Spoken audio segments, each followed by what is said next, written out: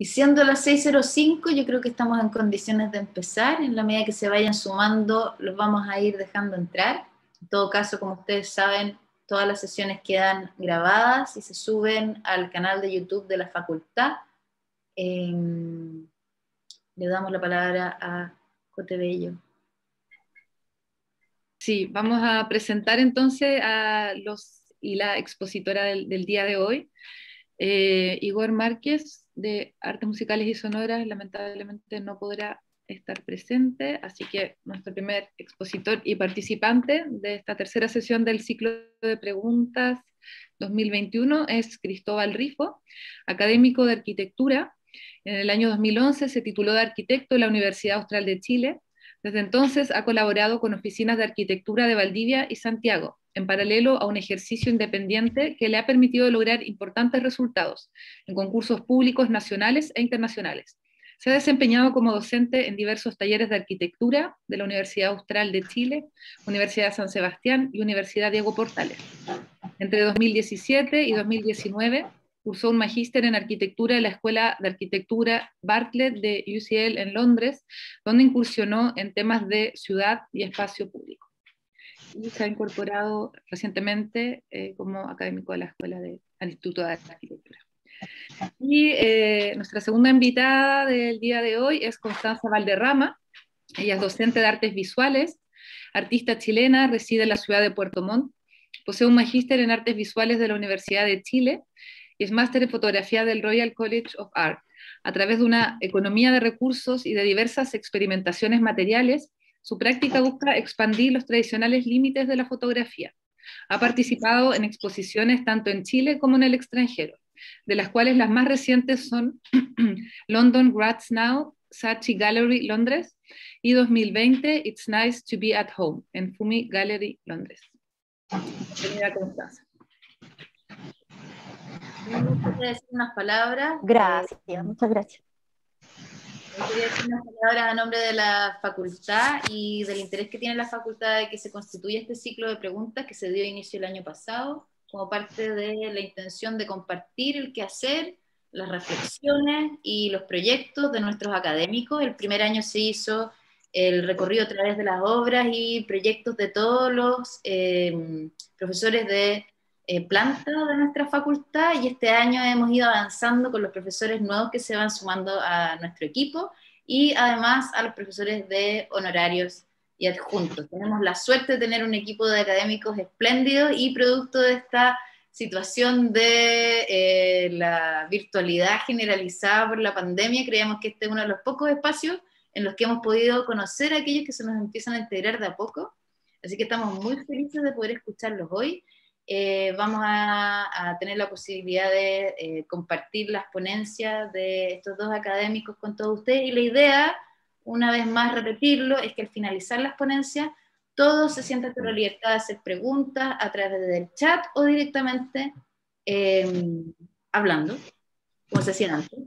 Así que le damos la palabra a Cristóbal, que comience con su presentación, y luego a Constanza. Bien. Bueno, primero agradecer la invitación, Carolina, y al equipo también, la oportunidad de, como nuevo integrante, poder sumarme a estas experiencias que me parece que son súper importantes. No sé si se está viendo lo que estoy proyectando. ¿Sí? Ya. Bueno, yo fui un poco patudo con el nombre, debo reconocer, porque no soy ningún experto en democracia ni en espacio público, pero como arquitecto y como ciudadano también he tenido la oportunidad de reflexionar en torno a estos temas y la relación que existe entre ambos. Y me pareció que hablar de esta relación tiene que ver con la pregunta que plantea este ciclo de preguntas.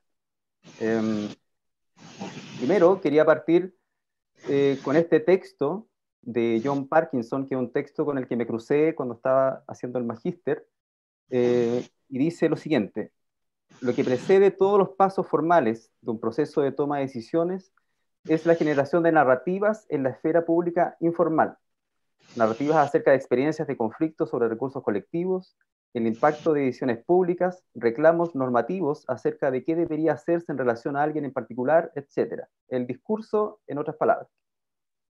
Y también Parkinson habla de que existen cinco etapas o 5 actividades que en una democracia saludable un ciudadano o una ciudadana debería realizar. Y estas son narrar, demandar, decidir, analizar y representar. Yo quiero enfocarme en la primera, narrar. Esta primera actividad, narrar, él la describe como el proceso en que se construye una estructura narrativa, en que la ciudadanía se siente que encaja y se crea un sentido de nosotros, pero también una indeterminación narrativa que permite acoger los cambios repentinos a los que se ve enfrentada la sociedad, como por ejemplo el surgimiento de grupos que aparecen repentinamente como extranjeros, por ejemplo, o minorías que fueron desplazadas y que ahora buscan la manera de integrarse o ser reconocidas. Entonces, esa narrativa debería dejar espacio también para que aparezca esos otros grupos. Y esto finalmente decanta en la formación de la opinión pública. Y esta formación de la opinión pública, en las sociedades complejas en las que estamos ahora, es muy difícil que se pueda reunir todas esas opiniones en un solo lugar, ¿cierto? Entonces ahí es donde aparece la idea de la inteligencia artificial y el Big Data, que es posible ahora reunir todas esas opiniones en un lugar, ¿cierto? Y poder ordenarlas y entenderlas a través de plataformas como Facebook, Instagram, ¿cierto? Que nos ayuda a reunir toda esta diversidad de opiniones y a través de algoritmos lograr obtener ciertas respuestas que nos puedan dar luces de hacia dónde deberíamos dirigirnos. Ahora, eso me llevó a hacerme la siguiente pregunta, que es, ¿cuál es el rol del espacio público físico en la generación de la opinión pública en un mundo digitalizado? En el fondo, ¿qué pasa ahora con el espacio público físico, las calles, las veredas, las plazas, cuando el mundo digital ahora está llenando ese vacío que dejó el espacio público físico, ¿cierto?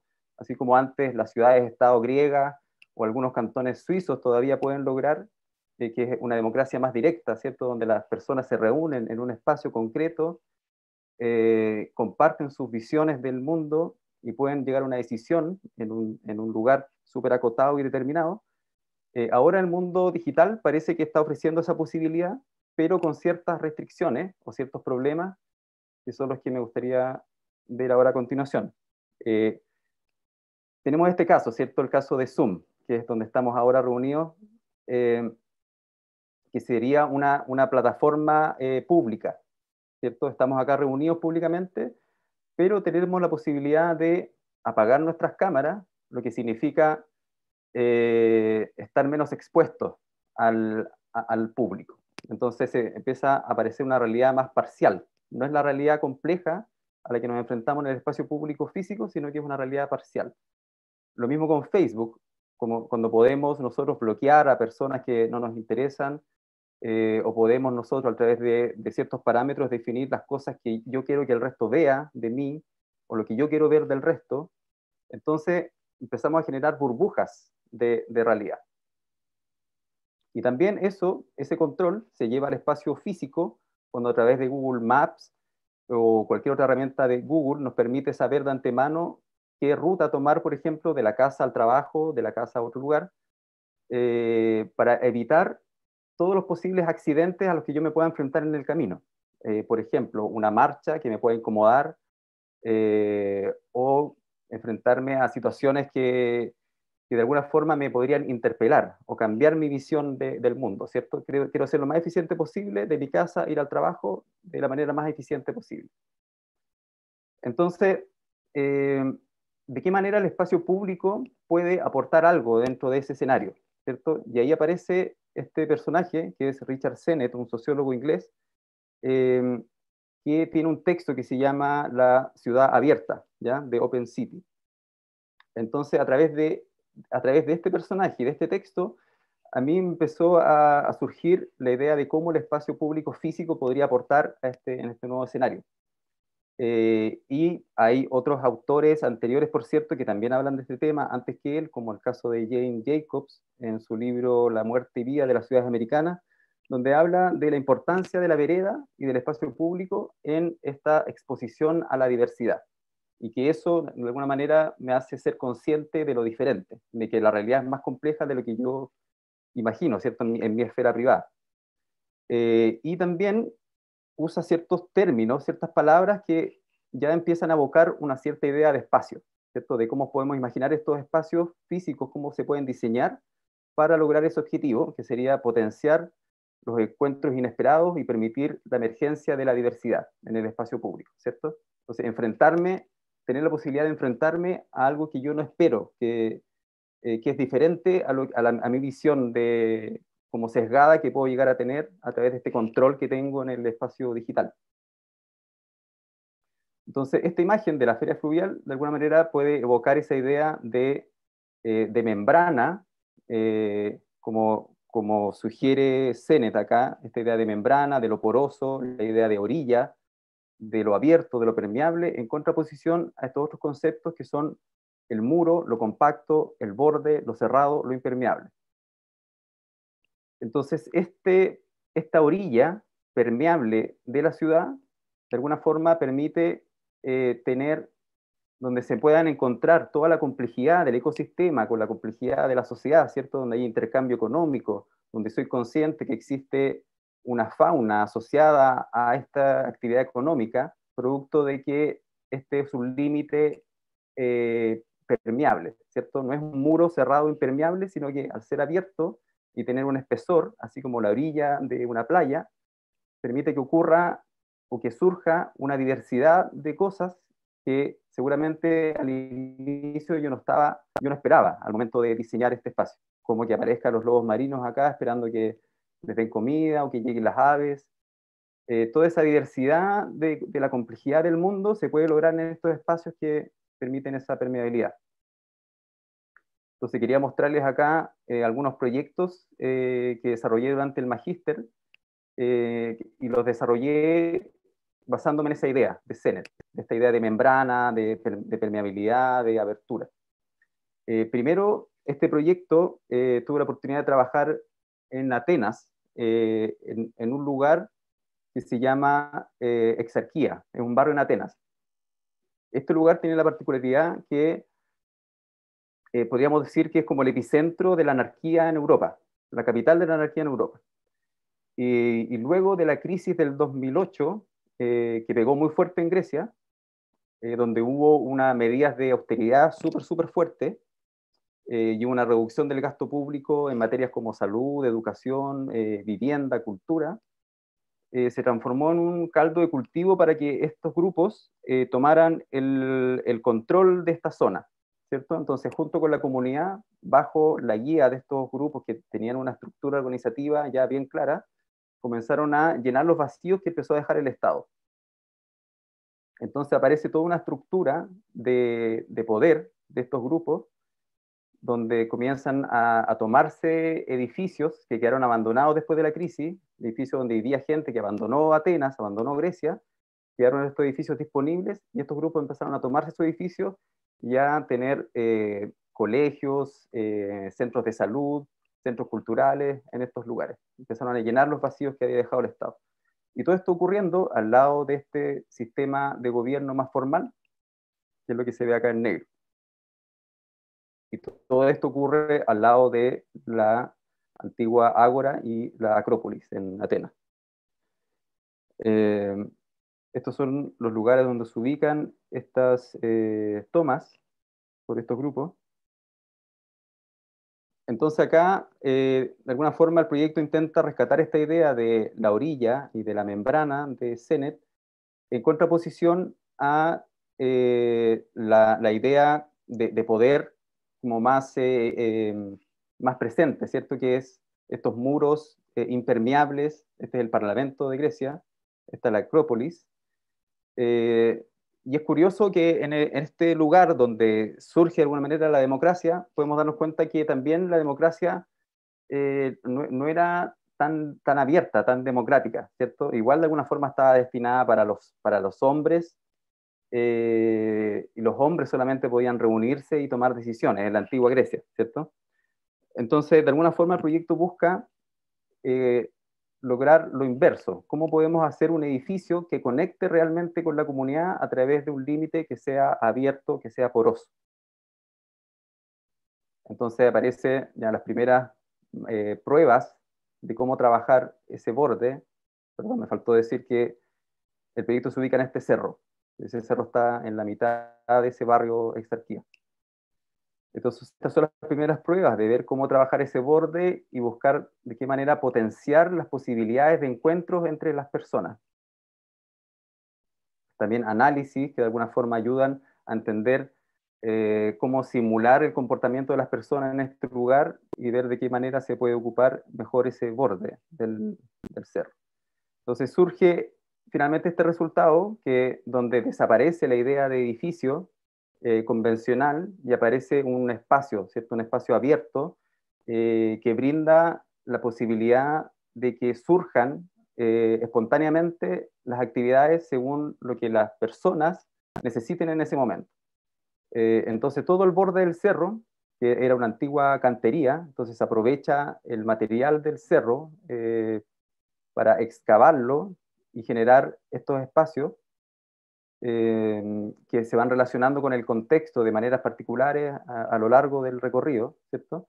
Entonces, la idea es que la gente pueda ocupar este espacio y puedan aquí trabajar esta idea de la narrativa, ¿cierto? De esta idea de narrar y de generar la opinión pública en un espacio donde se potencia la idea de estos encuentros inesperados entre las personas.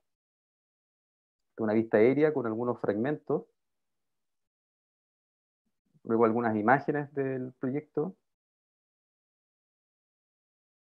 Entonces, esto siempre es el borde, ¿cierto? Estamos viendo el borde del cerro trabajado como una especie de orilla o membrana.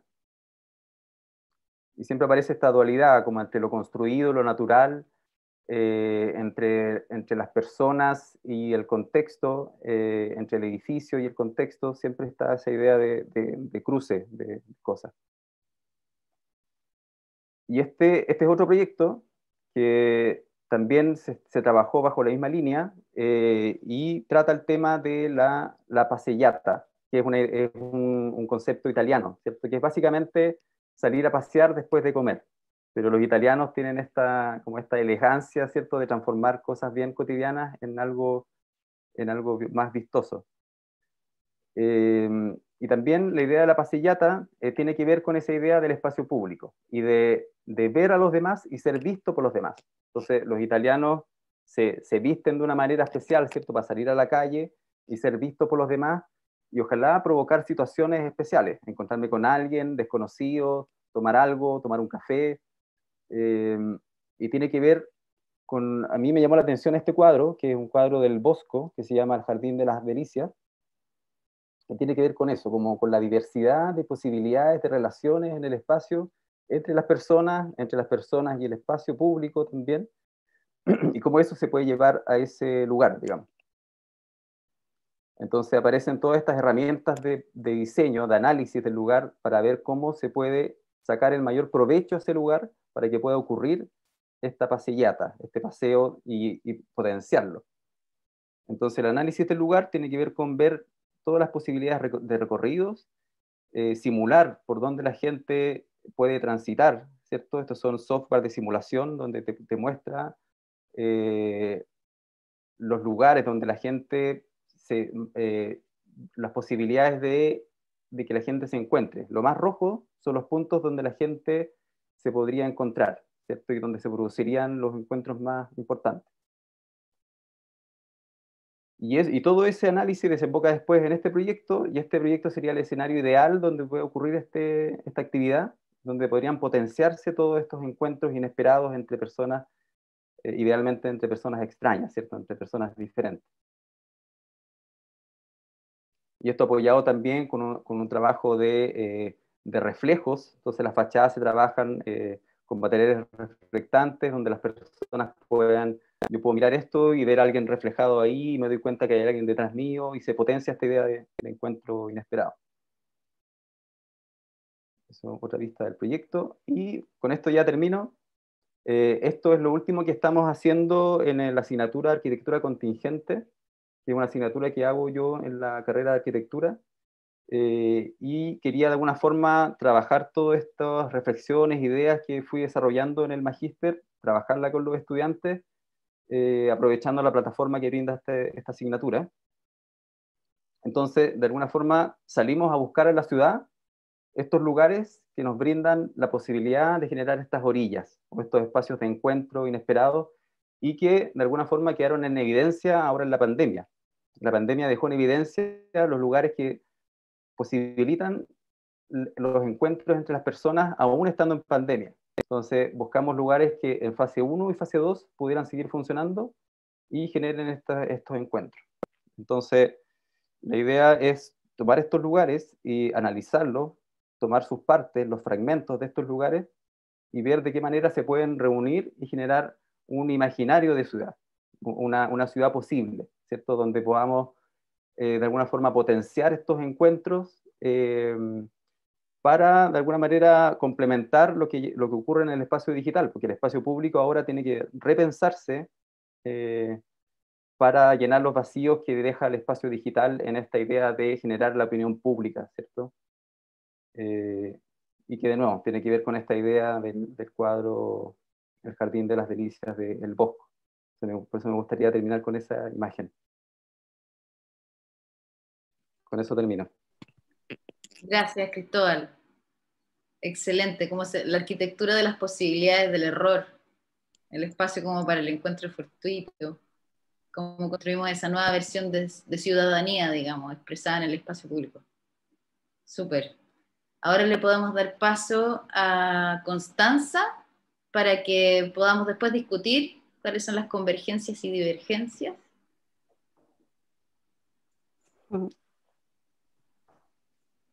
Gracias, Carolina. Bueno, primero que nada, también quería agradecer por esta instancia donde podemos conversar y conocernos un poquito más allá, a pesar de la distancia física. Me parece súper bonito que hayan organizado este tipo de momentos y sobre todo para nosotros que estamos recién integrándonos a la facultad, me parece súper gratificante poder compartir un poquito de lo que uno hace y conocer lo del resto. Voy a compartir acá pantalla. ¿Se ve lo que estoy mostrando? ¿Sí? Sí. Ya. Bueno, el tema que nos convoca, utopías y distopías, posibles futuros de lo común, lo quería abordar desde una perspectiva súper personal, desde mi práctica artística, específicamente desde mi manera de entender la fotografía y trabajar la fotografía, porque personalmente entiendo la fotografía como algo material y algo tangible, y desde ahí va mi investigación los últimos años. Para mí la fotografía no es reproducible, como convencionalmente se ha entendido siempre, y lo reproducible sería el archivo o la imagen. Y fotografía es cuando la imagen se encarna en un soporte, ya sea digital o material, etc.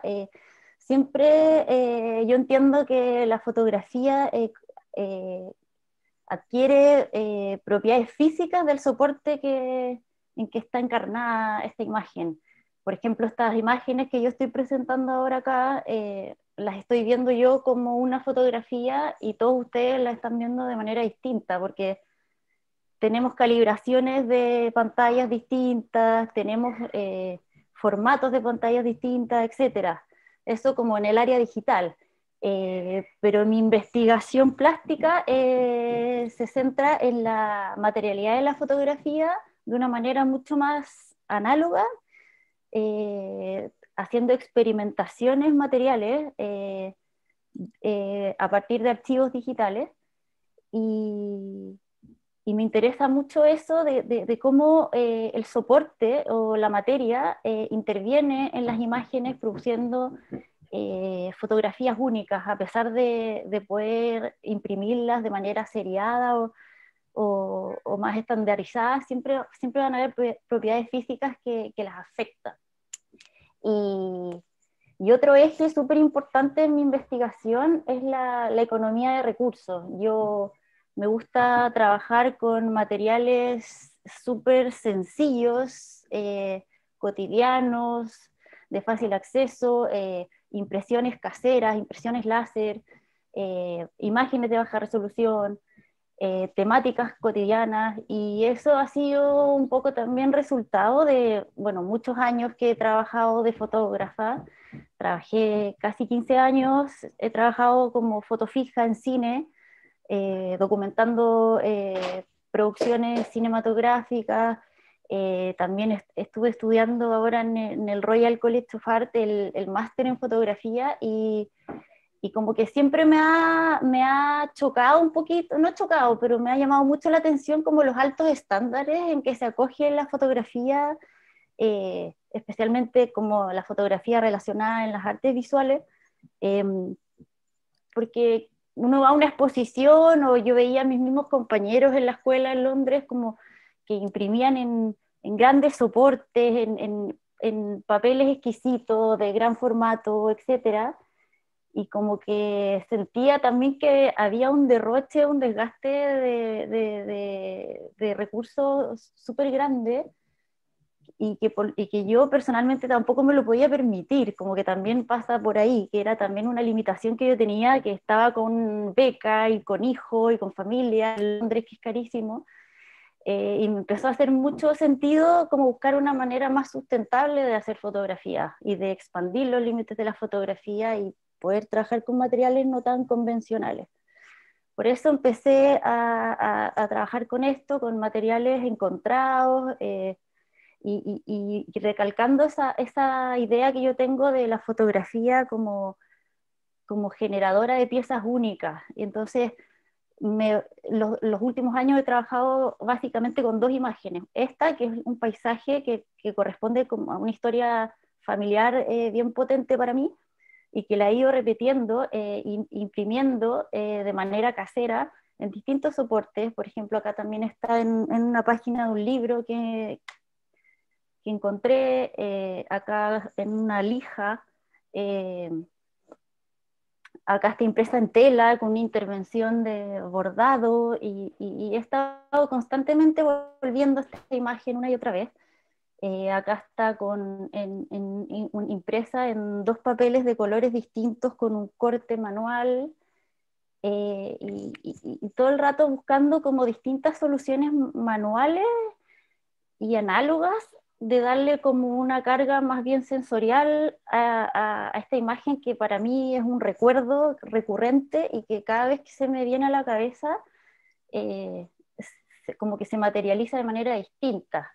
Y ahí nació esta obra que se llama Tautología del Horizonte, donde está esta imagen unida como una composición a través de la línea del horizonte, tratando de armar como este puzzle que es la memoria, a través de la recurrente situación de recordar una y otra vez este lugar, algo con la nostalgia también, y tratando de evidenciar esta cosa de cómo la foto se carga del soporte en que está materializado.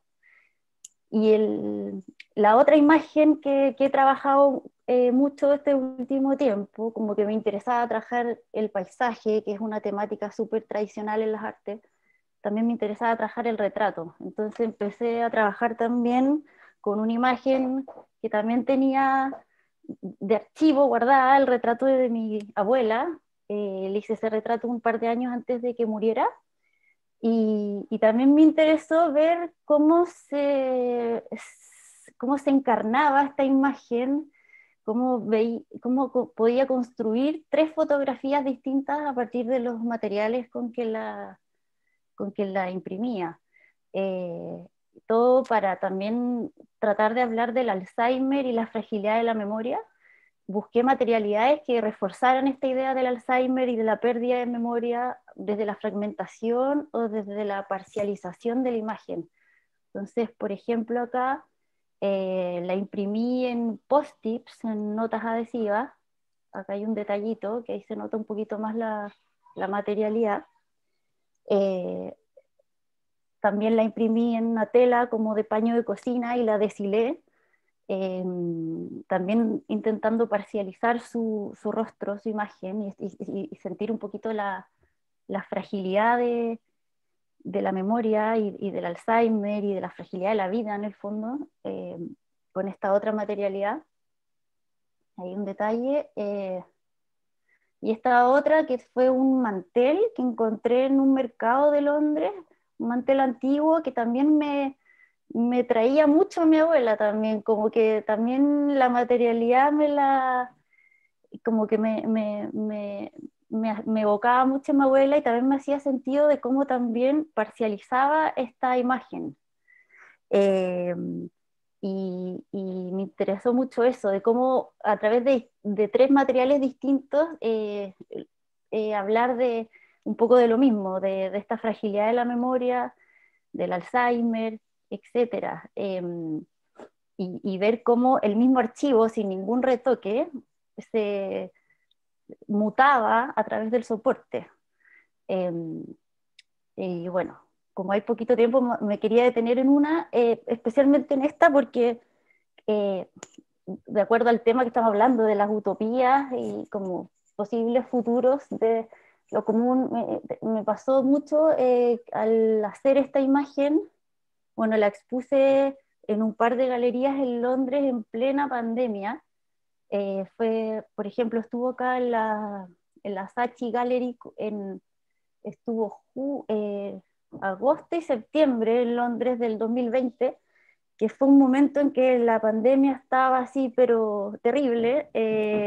Los índices en Inglaterra estaban muy impresionantes, y también me hizo mucho sentido usar este material para hablar también como de la fragilidad de la vida. Ya no era como solo la fragilidad de la memoria y el Alzheimer de mi abuela, sino que era como la fragilidad como que estábamos viendo como humanidad, eh, al, al, al usar este material. Acá está el proceso como de construcción, y acá hay una imagen también del proceso de desinstalación de la obra, que también era como bien performático, y me hacía mucho sentido con esto del COVID, de cómo se iba desintegrando la imagen, cómo somos tan vulnerables.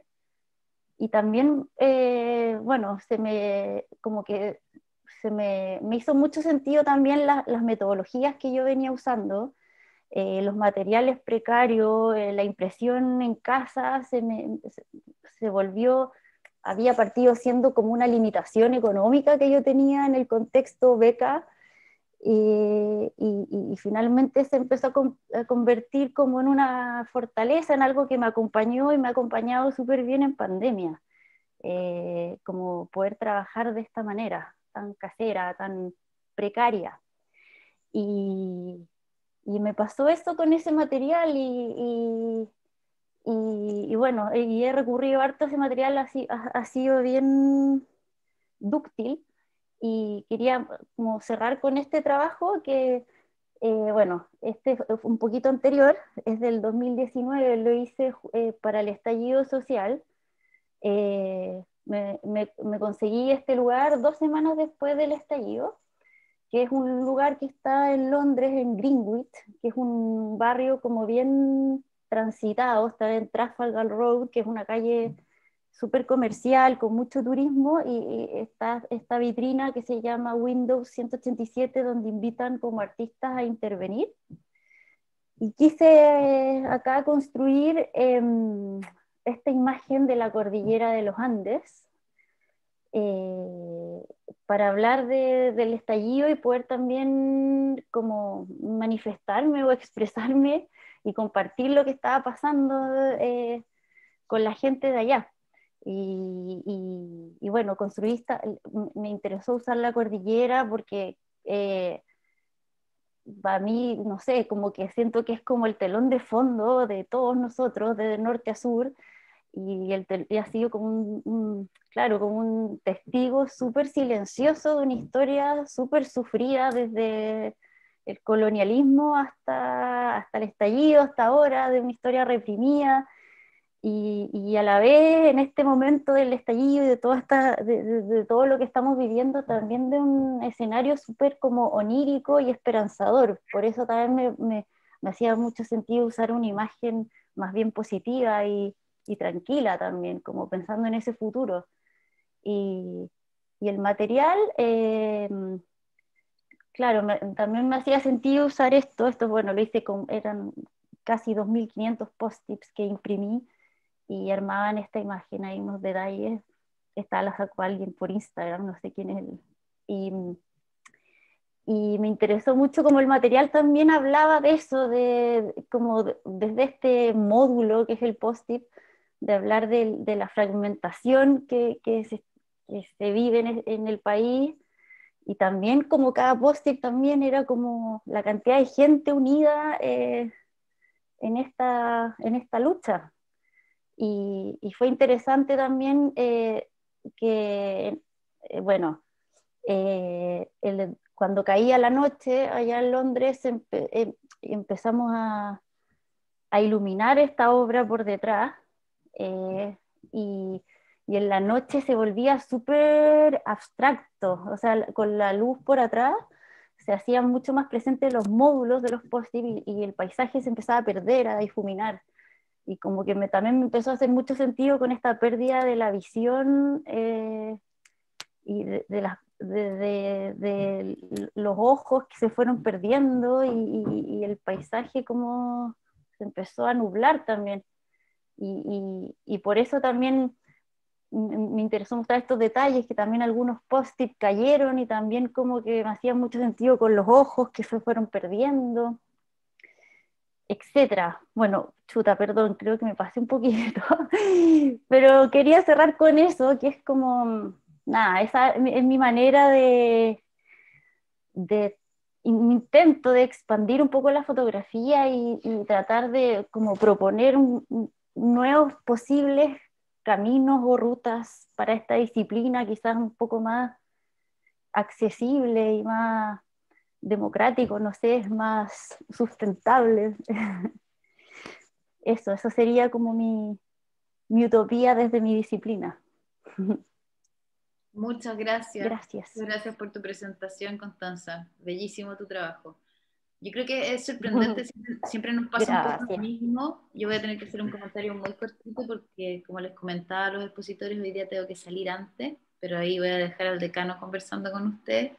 Me parece sorprendente cómo estas mesas de conversación generan puentes insospechados. Entre ellos creo que es muy bonito como el trabajo de ustedes dos plantea indirectamente la respuesta a la pregunta sobre los futuros posibles y lo utópico, lo distópico desde la mirada de lo particular, desde el fragmento, desde cómo recolectar cosas que han sido construidas desde una precariedad o desde una cotidianidad o desde la informalidad, son finalmente las que son capaces de construir relatos nuevos, ¿cierto?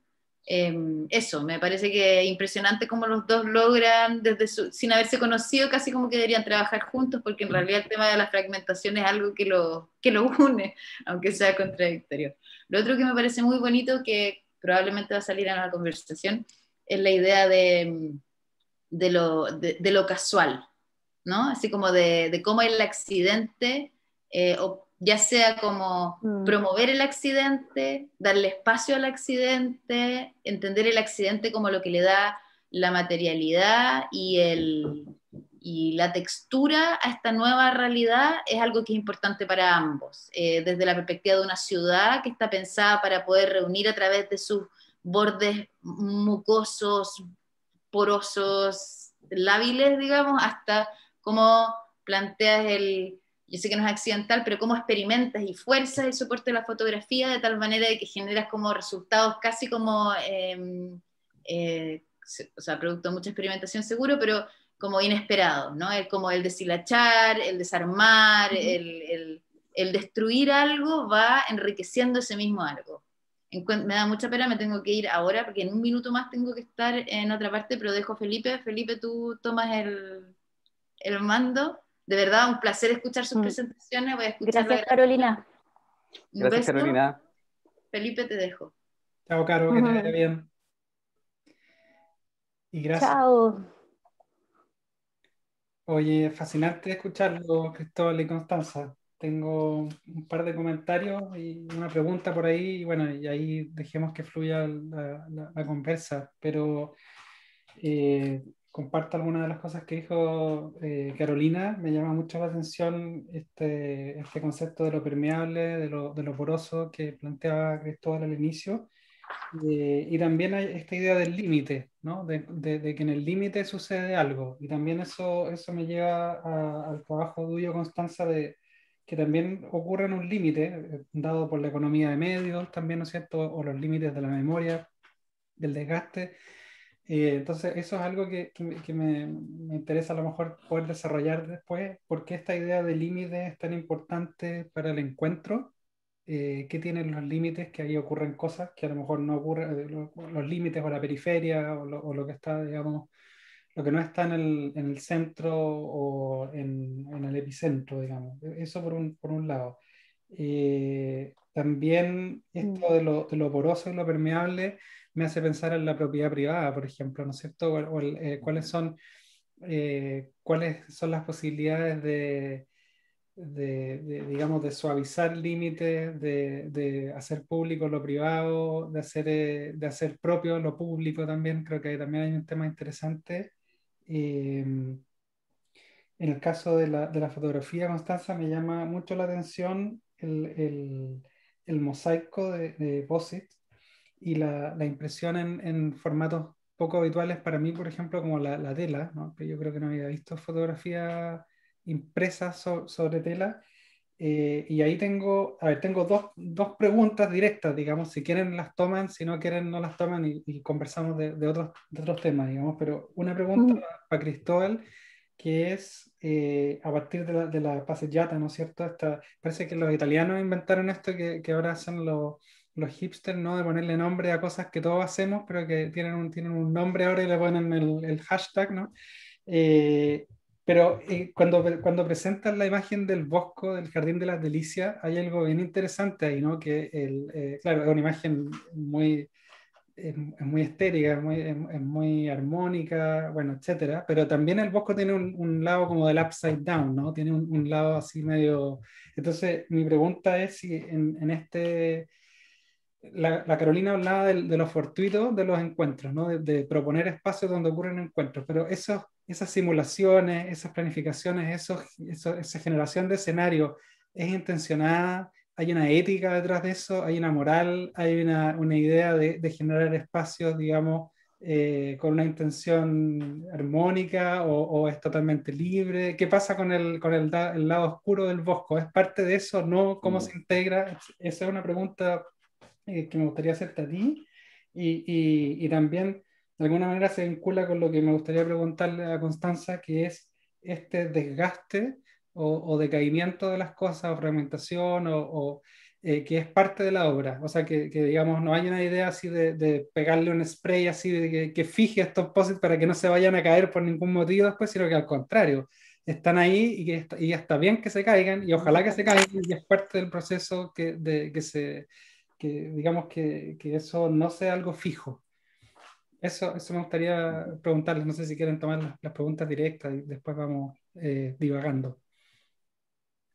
Sí, me parece interesante esa pregunta. Si la interpreto bien, quizás tiene que ver con esta idea de si se puede controlar lo espontáneo, como a través de la simulación, ¿cierto?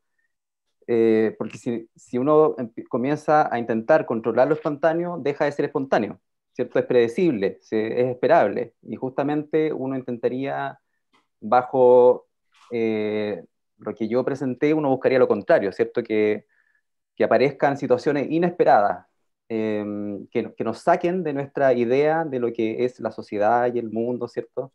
Y así se puedan abrir respuestas que pueden ser positivas o negativas, pero por lo menos se abre el abanico, ¿cierto? Entonces, yo creo que no se trata de tratar de simular la espontaneidad, porque la arquitectura no puede obligar a las personas a relacionarse, ¿cierto? De una forma que uno espere, pero sí puede generar las posibilidades de que eso ocurra, o aumentar las probabilidades de que ocurran situaciones espontáneas. Entonces, las simulaciones que yo mostré tienen principalmente ese objetivo, como intentar de crear espacios o los espacios que puedan generar la mayor cantidad de encuentros inesperados. Que no sabemos qué va a pasar ahí, no sabemos qué específicamente va a ocurrir, si gente se va a sentar ahí a conversar, o gente va a bailar, o se van a reunir un grupo de 10 personas a hacer no sé qué cosa, pero sí podemos saber que en ese punto del espacio pueden llegar a ocurrir más cosas que en otro punto. Entonces yo creo que las simulaciones tienen que ver con eso, como que ayuden a que los proyectos o los espacios aumenten sus probabilidades de que ocurran cosas inesperadas. Entonces, no se trata de definir exactamente lo que va a pasar, pero sí de intentar de que ocurra algo. Genial, buenísimo. Súper. Dale, Constanza. Bueno, y yo, sí, bueno, eso que dice Cristóbal de lo inesperado me resuena mucho con mi manera de trabajar también, porque, bueno, eso que tú decías, por ejemplo, de los post-its, que ojalá se caigan, que como esa cosa como más bien orgánica que le otorga la materialidad muchas veces a la fotografía. En este caso mi trabajo es algo que a mí me fascina y que es parte de mi investigación, o sea, es algo que estoy buscando, me interesa mucho como eso, de expandir los límites de la fotografía y volverla más orgánica, más viva. Eh, eh, Estoy explorando ahora distintas estrategias de, por ejemplo, que la audiencia pueda intervenir las imágenes.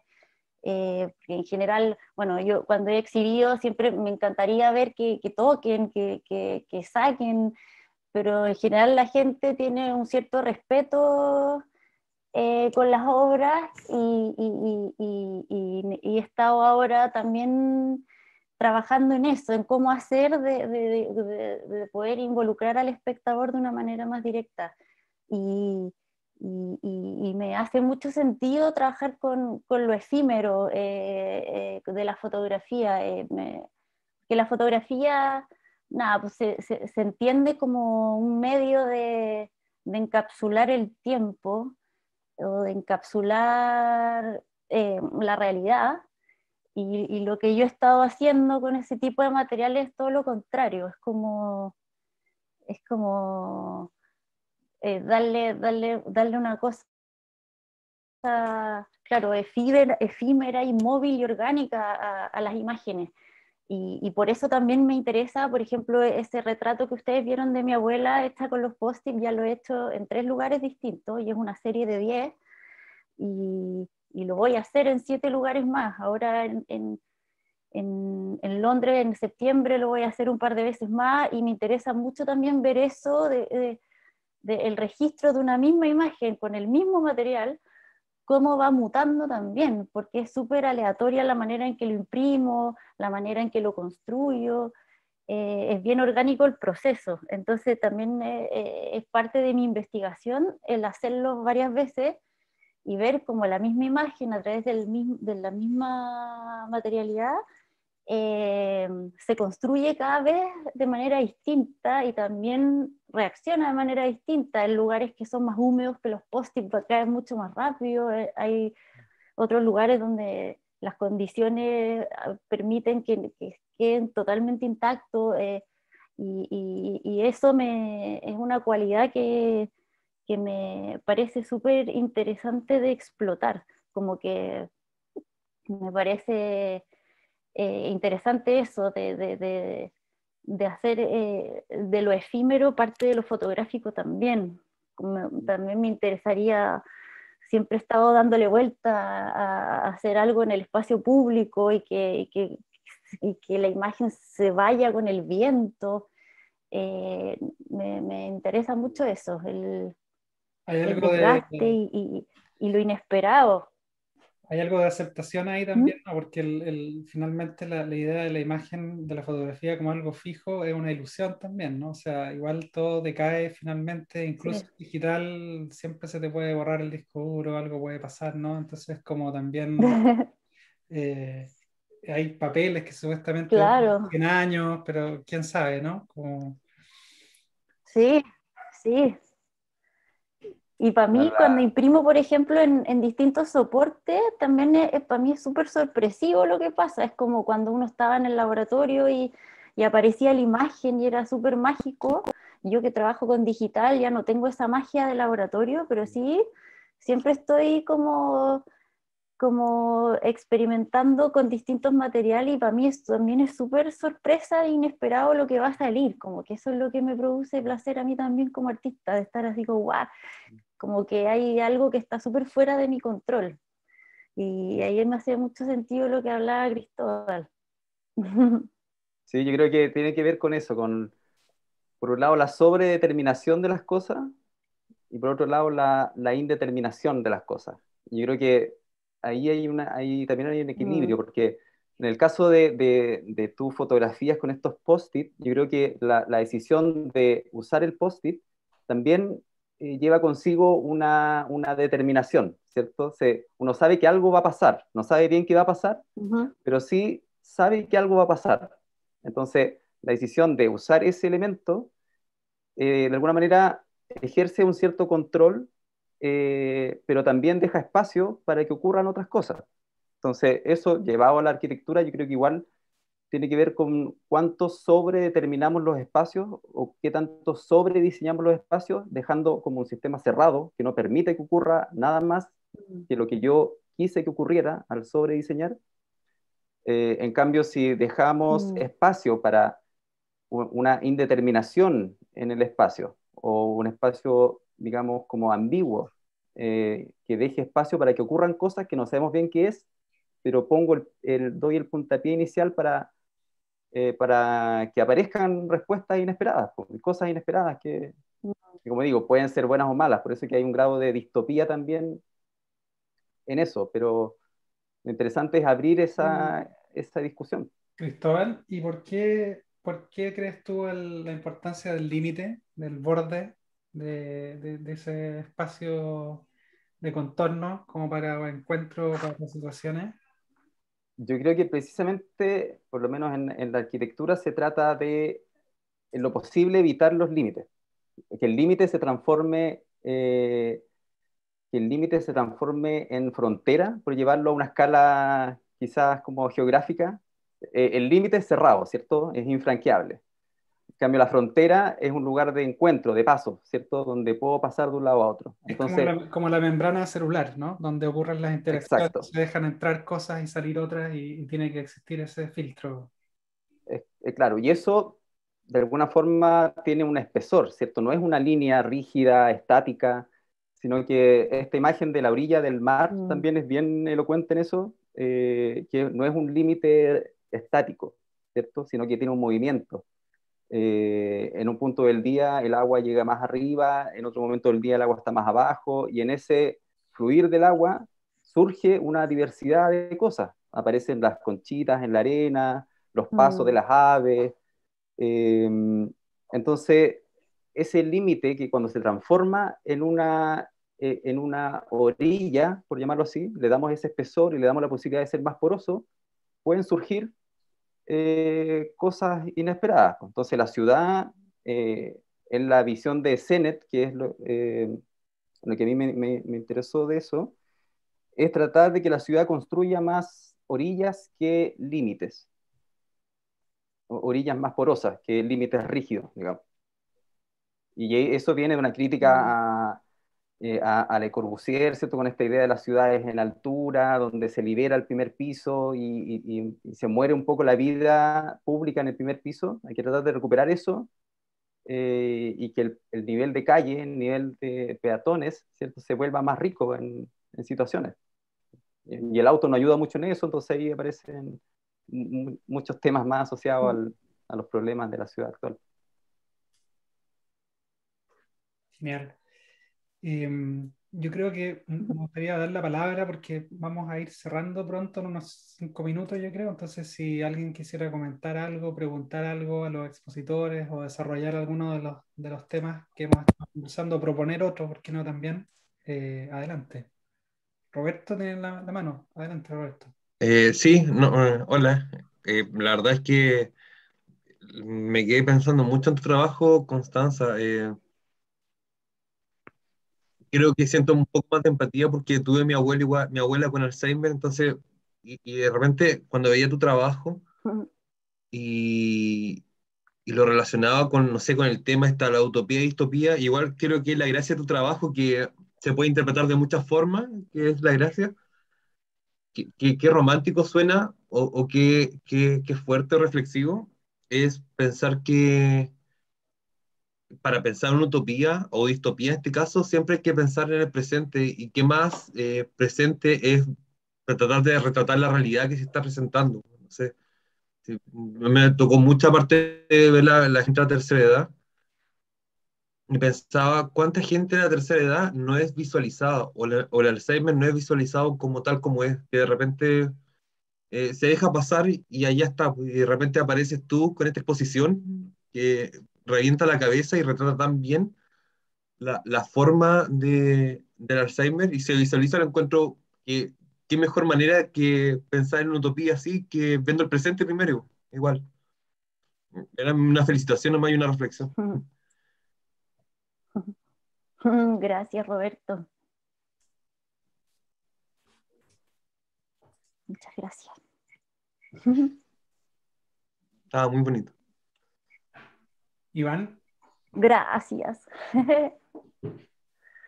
Hola, muchas gracias, Constanza, Cristóbal, por lo que han presentado. Yo voy a redundar en las relaciones que hizo Carolina y Felipe, como los cruces que tienen ustedes, que a propósito de cruces es bien interesante, ¿no? De cruces temáticos o de indagaciones,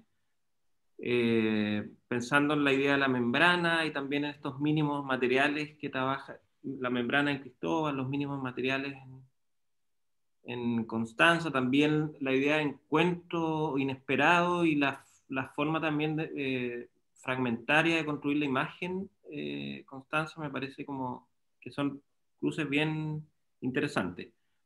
Y quería, por un lado, preguntarle a Cristóbal o sea, preguntarle también, no sé si tú estás informado que estamos trabajando en una propuesta de magíster en paisaje urbano, y uno de los ejes es justamente esto que tú trabajas, lo errático, lo inesperado, bueno, digamos, se conecta muy bien con lo que tú estás trabajando, así que yo creo que sería súper bueno si te puedes involucrar en eso. Tienes un marco teórico también que es bien importante para un magíster, y justamente por eso te quería preguntar, como por tu línea teórica. Yo soy de formación filósofo, y la perspectiva porosa de la ciudad, bueno, tiene yo creo que una historia larga, y según mis conocimientos, el primero que lo explora es Walter Benjamin, cuando compara Nápoles con Berlín. Nápoles es la ciudad porosa, sin límites. Berlín ya es una ciudad dominada por el urbanismo y por lo tanto planificada. Entonces, más que nada es eso, cómo has ido construyendo tu marco teórico sobre la idea de lo poroso, que creo que podría ser súper interesante conocerlo y vincularlo con el magíster. Y Constanza, a propósito también de lo poroso, me llama la atención que en los trabajos que nos mostraste hay o sea, también hay una forma de hacer poroso el muro que soporta, que está funcionando siempre como soporte en las exhibiciones, o también lo que hiciste en la calle, ¿no? En la vitrina. También me llama la atención esa, no sé cómo llamarlo, como hacer translúcido ese muro, fragmentarlo a través de la propia fragmentación de las imágenes. Entonces eso, te quería preguntar por esa conexión que tú misma puedes ver a lo mejor entre la membrana del muro que está soportando las imágenes. Eso. Muchísimas gracias. No sé si me expliqué bien. Gracias, Iván. Sí, Gracias a ti. sí, perfecto. Sí. Bueno, por mi parte, bueno, súper interesante lo que me comentas del magíster del paisaje urbano. Creo que es un tema que está súper en boga.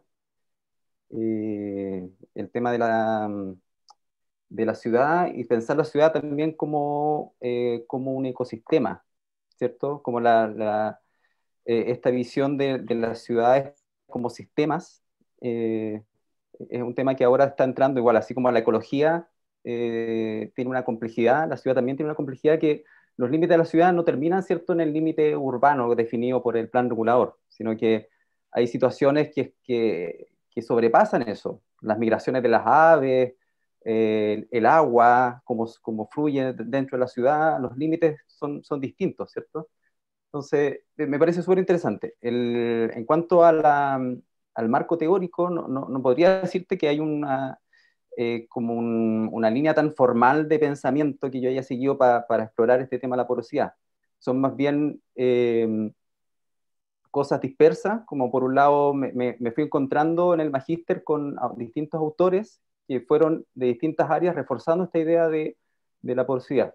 Por un lado está Sennett, desde la sociología, como habla de este tema de lo poroso y de lo abierto, de la ciudad como sistema abierto, y eso se vincula con las ideas de Jane Jacobs, urbanista canadiense-americana, que también habla de la ciudad como sistema abierto, antes que Sennett, por cierto.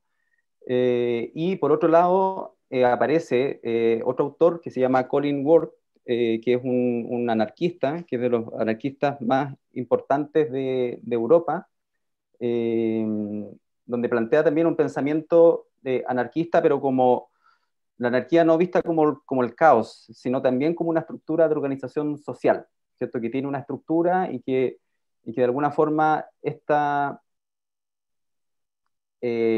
manera de pensar la ciudad y pensar en este caso la arquitectura, debería como invertir esta relación de arriba hacia abajo, ¿cierto? Que es el top-down, que ahora se está también muy estudiado, que es esta estructura de arriba hacia abajo, desde la autoridad hacia las personas. En cambio, hay otra estructura que es el bottom-up, ¿cierto? Desde abajo, desde las bases, y de ahí hacia arriba plantear las soluciones. Es decir, que las personas esconden las claves de cómo pueden vivir de mejor manera, ¿cierto? Y eso se vincula con esta idea de anarquía como estructura de organización social, donde las personas en la cotidianidad encuentran soluciones que son más adecuadas que una solución que pueda entregar alguien externo, ¿cierto? Porque esas soluciones están basadas en la cotidianidad y en la experiencia cotidiana de las personas. Entonces, eso se vincula con esta idea también de la inteligencia artificial y del Big Data y cómo a través de las aplicaciones de Instagram, de Facebook, podemos reunir las experiencias de la comunidad y cómo podemos tomar eso para tomar decisiones después a nivel de la autoridad, ¿cierto? Pero tomando lo que podemos rescatar de las personas mismas, o sea, desde las bases.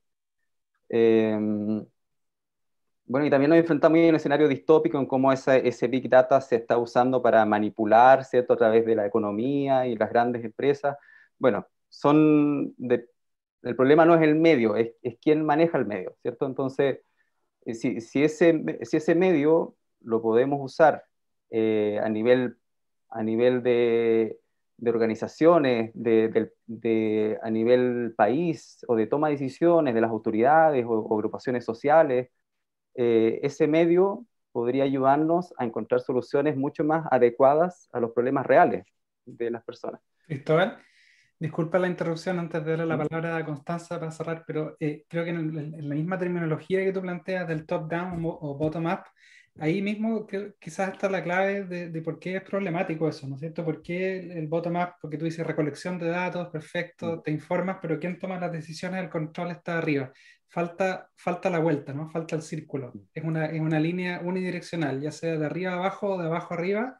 Falta digamos, ok, recolectamos datos desde las bases, pero que haya un poder de decisión desde las bases también, porque si no al final se transforma en tiranía igual a través de la inteligencia artificial, como mencionas tú, y el Big Data. Pero muy interesante.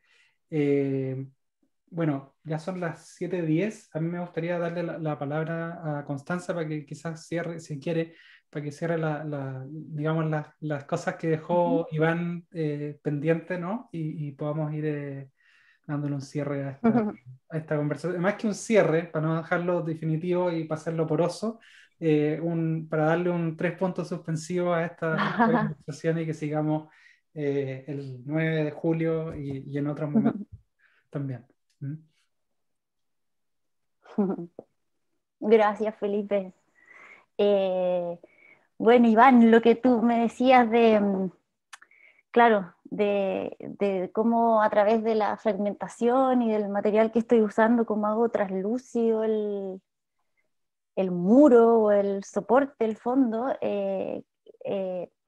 yo creo que más que traslúcido lo hago más presente, lo remarco.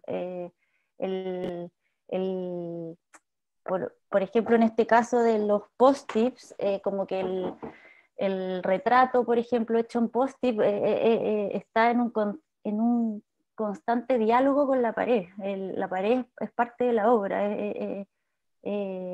La intervención que yo hago se integra con la pared y cada vez que, a medida que los post-it van cayendo, la pared se integra más en la obra y se vuelve más presente. Y bueno, en ese caso, hablando del Alzheimer, también me hacía mucho sentido porque bueno, usando el material post-it, que son notas recordatorias, por eso me interesaba mucho usar ese material para hablar de eso. Estas notas recordatorias, a medida que van cayendo, es como la situación de esa enfermedad, porque por más recordatorio, por más medicamento, por más tiempo que pase, igual se va deteriorando, se va desgastando y la enfermedad se hace cada vez más presente y los vacíos, el vacío y los blancos que en mi obra empiezan a aparecer, el blanco empieza a dialogar y a hacerse súper presente, igual que en el otro que les mostré del paisaje de la cordillera, también el blanco de los vacíos también me interesaba mucho integrarlo. Como que me parece, claro, bonito usar eso como soporte, como que el soporte sea parte de la obra porque es un poco que sigue como la misma línea de mi investigación, que es como la fotografía está hecha de soporte. O sea, la fotografía se va gracias a su materialidad, si no sigue siendo solo un archivo o una imagen, y cuando está con su soporte se vuelve fotografía, se constituye como fotografía. Entonces como que siento que con esa manera de trabajar, integrando el soporte, estoy recalcando en eso también, de cómo los soportes constituyen parte de las obras. El muro como soporte, No sé si... en especial en esa imagen del Pueblo Unido de noche, me recordó como un vitral, ¿no? En el fondo el soporte está totalmente integrado, ¿no? A la luz también, ¿no? Sí. Bueno, sí. Oye. Claro. Ahora que me dices eso, ahora entiendo por qué Iván dijo traslúcido. Ahora lo entendí. Porque claro, ese de la vitrina, perdón, ahora sí lo entendí completo. El de la vitrina, claro, los pósters no están sobre un muro, sino que esto era una ventana que no tenía nada atrás. Y yo, para poder poner los post-it, lo que hice fue fijar los post-its en hojas cartas. Entonces, todo esto que ustedes ven que es translúcido es porque es papel, no es una pared, sino que son post-its sobre hojas cartas y todas esas hojas cartas están cubriendo estas ventanas, como un material súper precario, pero claro, gracias a eso se dio esta cosa translúcida y por eso se me ocurrió iluminarlo y ver qué pasaba y ver esta abstracción, claro. Oye, a mí se me ocurre perdona Felipe, una reflexión final, no sé si final, pero que se me ocurre una reflexión interesante en torno también a la Constitución, como un tema bien contingente, como qué tan sobredeterminada puede estar esa Constitución, o versus cuántos vacíos tiene que dejar para que pueda acoger cambios, ¿cierto? Porque la sociedad cambia cada vez más rápido. Entonces, ¿cuánto va a durar una Constitución que es sobredeterminada? Entonces ahí se abre una reflexión interesante en esta idea de lo sobredeterminado y versus lo indeterminado también en Está esa buenísimo. discusión política. Está buenísimo como reflexión y como conclusión, porque claro, lo monolítico, ¿no? Si no respiras, si no hay espacio, si no hay silencio, nos puede traicionar finalmente. Lo monolítico se anquilosa, no evoluciona, no es flexible y está más propenso a la extinción, finalmente. Bien, bueno, yo quiero agradecerle La Constitución porosa. Sí. Quiero agradecerle a Cristóbal y a Constanza, especialmente fascinante lo que han mostrado y las reflexiones que han presentado y hecho aquí, y gracias a todos, a todas por venir, por conversar. Y bueno, nos encontramos el 9 de julio en el mismo canal, a la misma hora, y en una de esas nos vemos antes también. Así que muchísimas gracias a todos y que estén súper bien, que tengan un buen fin de semana.